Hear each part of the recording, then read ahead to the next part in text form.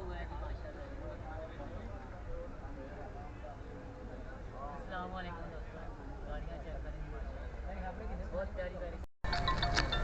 अस्सलाम वालेकुम जी दोस्तों, आज लॉकडाउन की वजह से इतवार बंद है, हमारे शोरूम वगैरह बंद हैं, लेकिन आप दोस्तों की मोहब्बत और प्यार हमें खींच के लेके आए। हम आए हैं औरंगज़ेब भाई, इनको मुख्तलिफ़ ये बाज़ार में यार हमारे दोस्त आएंगे, प्यार करने वाले इतने दूर दूर से आते हैं, उनको ये गाड़ियाँ कोशिश की है जी दिखाने की। शोरूम हमारा बंद है लॉकडाउन की वजह से, लेकिन बाहर हम बैठे हुए हैं और ये गाड़ियाँ आपको दिखा के, या दोस्त हैं उनको आगे आएंगे तो उनको परेशानी ना हो। तो दोस्तों ये आपके लिए हमने ये सारा मेला सजाया हुआ है और आपसे दरख्वास्त है कि आप आएँ और आके हमसे ये सस्ती सस्ती गाड़ियाँ लेके जाएँ।